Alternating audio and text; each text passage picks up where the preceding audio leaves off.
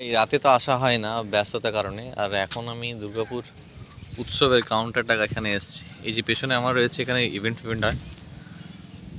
আসা হয় না, মিনস আমি আমার নিজের গাড়ির কাজ করাতে এসেছি। ওই সাইডটায় গাড়ির কাজ হয়।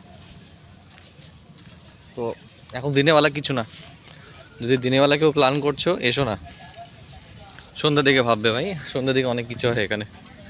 ওই কী সব বড় বড় আর্টিস্টরা আসে, এখানে আসে, বাট রাতেরবেলা দিনেবেলা কিছু হয় না, রাতেরবেলাই সব হয়। এই সব একদের থেকে কাউন্টার লাগিয়েছে, দেখাই।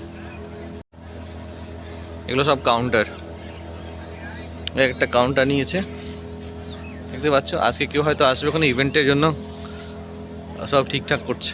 এই যে এগুলো দেখতে পাচ্ছ, যারাই আসার জন্য ভাবছো ভাই, দিনে গল্প ভেবো না, রাতে ভাববে। আচার টাচার, রোল, টাকা পিঠা সব খাওয়া, মোমো, এগুলো সব কাউন্টার এইগুলো।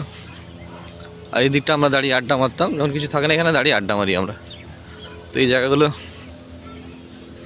এখন ইভেন্টে হচ্ছে। ওই দিকটা লেগেছে আমাদের মিশন হসপিটাল, দুর্গাপুর আইকে সিটি, কাউন্টারগুলো ওদিকে রয়েছে।